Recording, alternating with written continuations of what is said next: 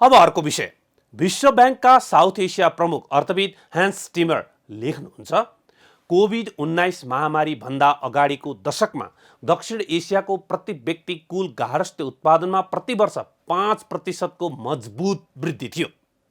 यो विशेष गरी ल्याटिन अमेरिका र क्यारिबियन तथा विश्वका अन्य विकासशील क्षेत्रहरूभन्दा निकै बढी हो।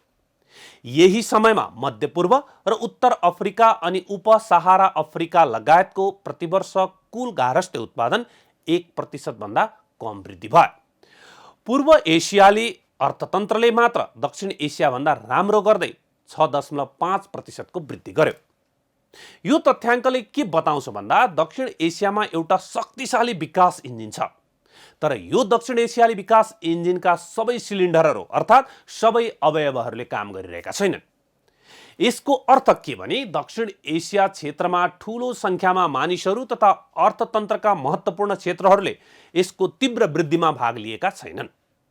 दक्षिण एसियामा हरेक 100 जना महिला मध्ये 20 जना मात्र श्रम बजारमा सक्रिय छन्, जबकि यही तुलनामा हरेक 100 जना पुरुषमा 80 जना श्रम बजारमा सहभागी छन्।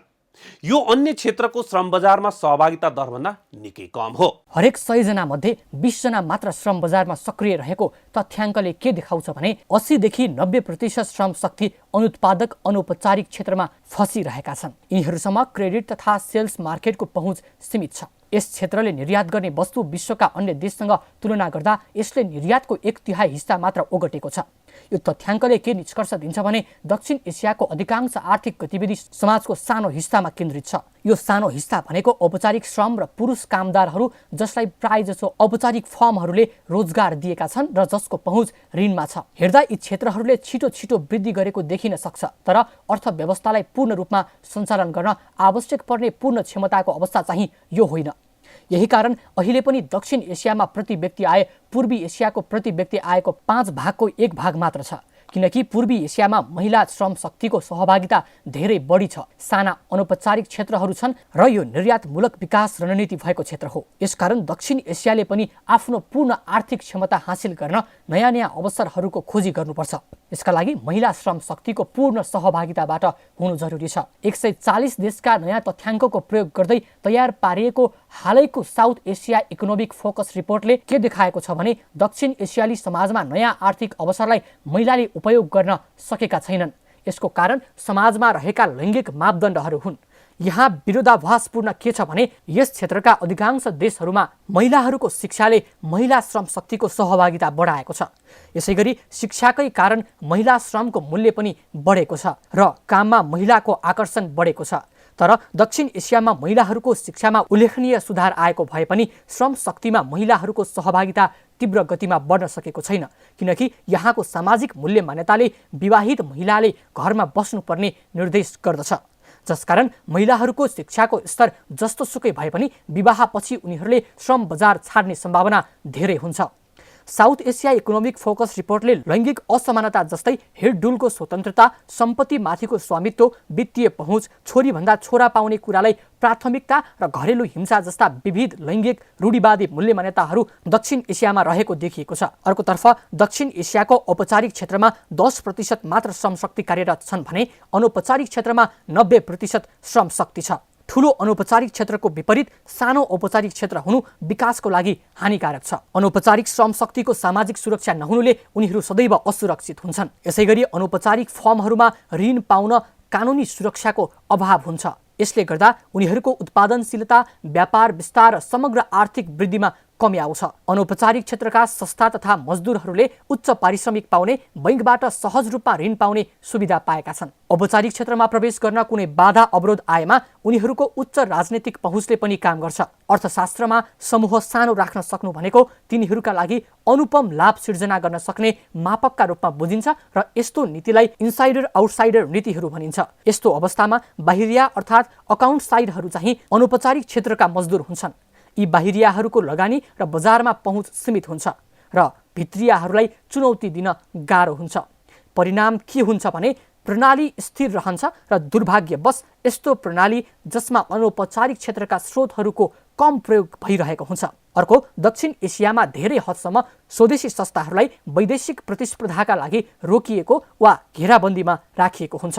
यसले यस्तो अर्थव्यवस्था सिर्जना गरेको छ जहाँ वस्तु तथा सेवाहरूको निर्यात अन्य देशको तुलनामा 1/3 मात्र हुन्छ। व्यापार संरक्षणले गर्दा उद्योग तथा संस्थाहरूको उत्पादनशील वृद्धि कम हुन्छ र तिनीहरूलाई अन्तर्राष्ट्रिय बजारहरूमा प्रतिस्पर्धा गर्न गाह्रो हुन्छ। दक्षिण एसियाले विगत 2 दशकमा द्रुत गतिमा जीडीपी वृद्धिको अनुभव गरेको सत्य हो, तर यो मुख्य रूपमा तल्लो स्तरबाट विकासको सुरुवात गर्न पाएको अवसरको कारण हो। दक्षिण एसियाली देशहरूले आफ्नो अर्थव्यवस्था विकास गर्न र बढाउन तथा समग्र उत्पादकत्व बढाउन व्यापारिक अवरोधहरू हटाउन लगातार अथक रूपमा मेहनत गर्नु आवश्यक छ।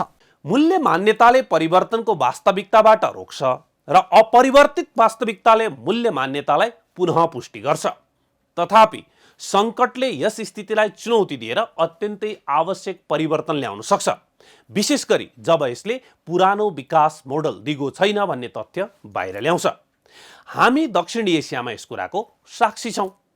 कोभिड-19 महामारीको दौरान यस सङ्कटले अनौपचारिक क्षेत्रका श्रमिक र महिलाहरूलाई असाध्यै कठिन असर गर्यो। यो महिला तथा अनौपचारिक क्षेत्रका श्रमिकहरूको अवस्थाबारे पुनर्विचार गर्ने एउटा मौका हुन सक्छ। दक्षिण एसियामा 80% भन्दा बढी गैर कृषि रोजगारीमा रहेका महिला अनौपचारिक रोजगारीमा छन्। यसले महिलालाई प्राय श्रम कानुनको संरक्षण, पेन्सन, स्वास्थ्य बिमा जस्ता सामाजिक लाभ वा तलबी बिरामी विधा जस्ता सुविधाबाट वञ्चित गरेको छ। साथै कोभिड-19 सङ्कटले डिजिटल प्रविधिलाई भने बढाएको छ, किनकि नयाँ प्रविधिहरूले सङ्कटको समयमा सधैँ महत्त्व पाइरहेकै हुन्छन्। यी डिजिटल प्रविधिले महिलाहरूलाई आर्थिक गतिविधिमा नयाँ अवसरहरू प्रदान गर्छ र अनौपचारिक क्षेत्रका लागि अन्तर्राष्ट्रिय बजार लगायत लगानी र बजारको पहुँच बढाउनेछ। दक्षिण एसियाका लागि विद्यमान मापदण्ड र पद्धतिलाई चुनौती दिने र विशेष गरी कम सुविधा प्राप्त महिला र अनौपचारिक श्रमिकहरूका लागि अवसरहरू सृजना गर्ने योभन्दा उत्तम समय कुनै पनि छैन।